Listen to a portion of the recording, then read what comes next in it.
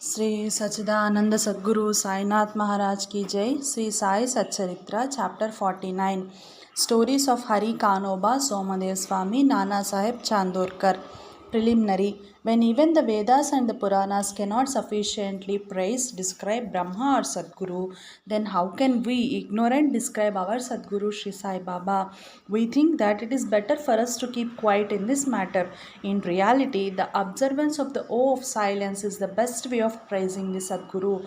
But the divine qualities of Sai Baba make us forget our oath of silence and inspire us to open our mouth. Tasteful dishes lose their taste if there is no company of friends and relatives to partake the dishes with us. But when they join us, the dishes acquire additional favor. The same is the case with the Sai Leelamrit, the nectar in the form of Sai Leelas. This nectar we cannot partake alone. Friends and brothers have to join us, the more the better. It is Sai Baba himself who inspires these stories and gets them written as he desires. Our duty is to surrender completely to him and meditate on him. Practicing penance is better than pilgrimage, vow, sacrifice, and charity. Worshipping Hari is better than penance. And meditation on the Sadguru is the best of all. We have therefore to chant Sai's name, think over his sayings in our mind, meditate on his form, feel true love for him in our heart, and do all our actions for his sake. There is no better means than this for snapping the bondage of this sansar. If we can do our duty on our part, as stated above, Sai is bound to help and liberate us. Now we revert to the stories of this chapter. Hari Kanoba. A gentleman of Mumbai named Hari Kanoba heard from his relatives and friends many Leelas of Baba. He did not believe in them as he had a doubting mind. He wanted to see Baba himself. So he came to Shirdi with some Mumbai friends. He wore a lace bordered turban on his head and a new pair of sandals on his feet. On seeing Baba from a distance, he thought of going to him and prostrating himself before him. He did not know what to do about his new sandals. After going to one corner in the open courtyard, he placed them there and went into Masjid and had Baba's darshan.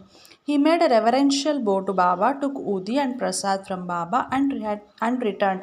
When he reached the corner, he found to his utter dismay that his sandals had disappeared. He searched for them in vain and returned to his lodging very much dejected. He bathed, offered worship and Naivedya and sat down for meals. But all this while he was thinking about nothing but his sandals. After finishing his meals, he came out to wash his hands when he saw a Maratha boy coming towards him. He held in his hand a stick at the end of which was hanging a pair of new sandals.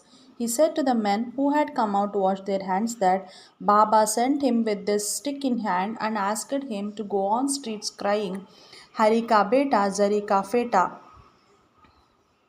and that if anybody claims these sandals, first assure yourself that his name is Hari and that he is the son of Ka, that is Kanoba, and that he wears a lace bordered turban, and then give them over to him. On hearing this, Hari Kanoba was pleasantly surprised. He went ahead to the boy and claimed the sandals as his own. He said to the boy that his name was Hari and that he was the son of Kanoba, and showed him his lace bordered turban. The boy was satisfied and returned the sandals to him. Hari Kanoba wondered in his mind that his lace bordered turban was visible to all and Baba might have seen it. But how could he know that his name was Hari and that he was son of Kanoba, as this was his first trip to Shirdi? He came there with the sole object of testing Baba, and with no other motive. He came to know by this instant that Baba was a great Satpurush. He came there with the sole object of testing Baba and with no other motive. He came to know by this instant that Baba was a great Satpurush. He got what he wanted and returned home well pleased.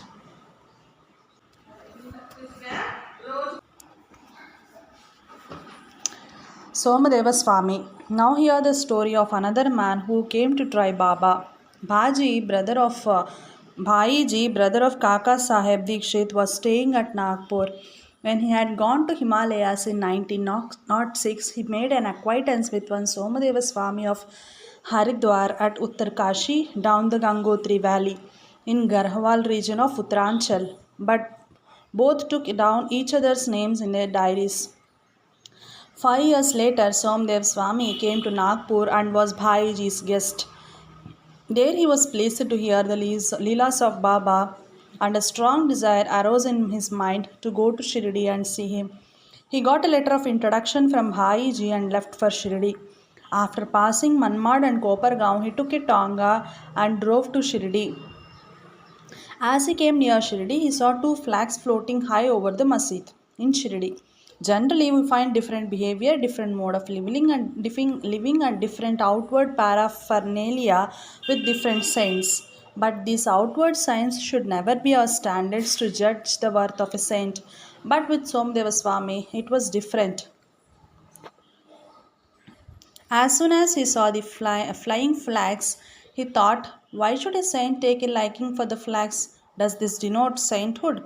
It implies that saints hankering after fame. Thinking thus, he wished to cancel the Shirdi trip and said to his fellow travelers that he would go back. They said to him, then why did you come so far? If your mind became restless by the mere sight of flags, how much more agitated would you be on seeing the Rath, the palanquin, the horse, and all other paraphernalia in Shirdi? The Swami got more confounded and said, not sadhu with horses, palanquins, and tom-toms have I seen, and it is better for me to return than visit such a sadhu. After saying this, he started return. He started to return. The fellow travelers pressed him not to do so but to proceed. They asked him to stop his inconsistent way of thinking and told him that the sadhu, that is Baba, did not care a bit for the flags and other paraphernalia nor for the name. It was the people, his devotees, who kept up all this paraphernalia out of love and devotion to him. Finally, he was persuaded to continue his journey, go to Shirdi and see Baba. When he went and saw Baba from the courtyard, he melted inside.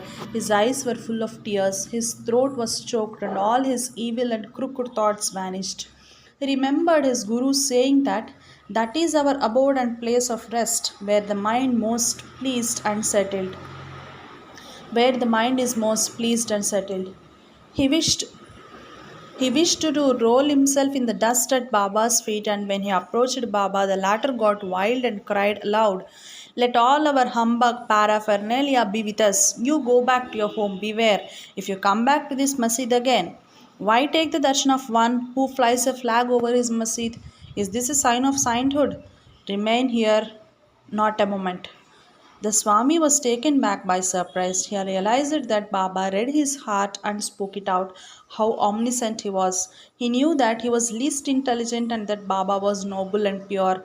He saw Baba embracing somebody, touching someone with his hand, comforting others, staring kindly at some,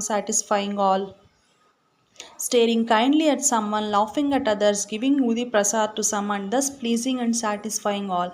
Why should he alone be dealt so harshly?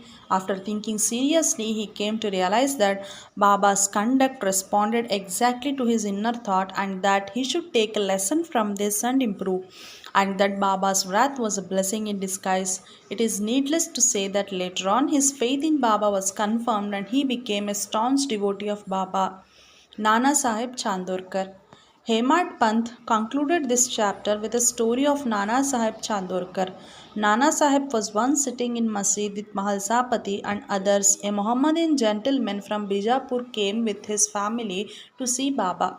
On seeing veiled ladies with him, Nana Sahib wanted to go away, but Baba prevented him from doing so.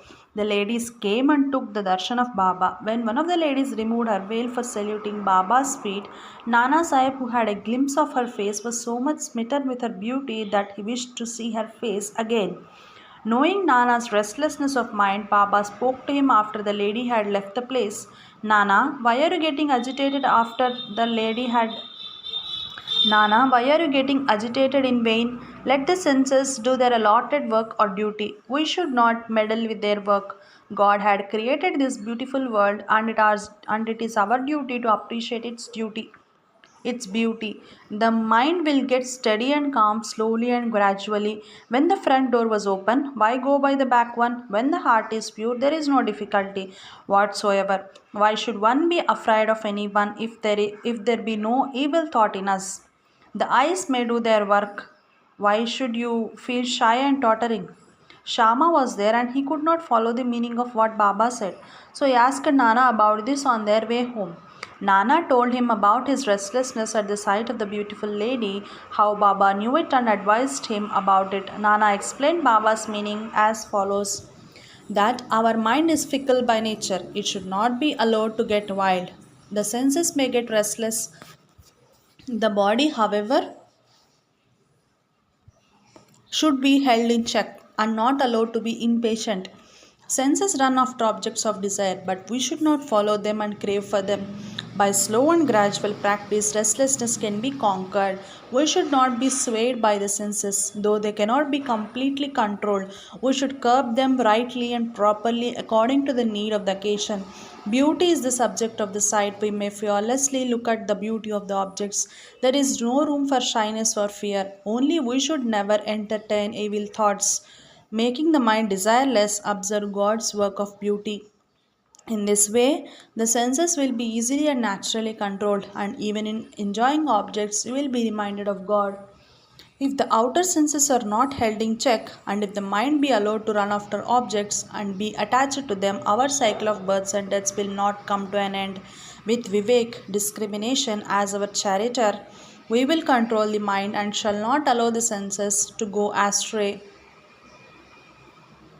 With such a charioteer, we reach the Vishnupada, the final abode, our real home from where there is no return. Bo to Sri Sai, peace to be all. Jai Sai Master.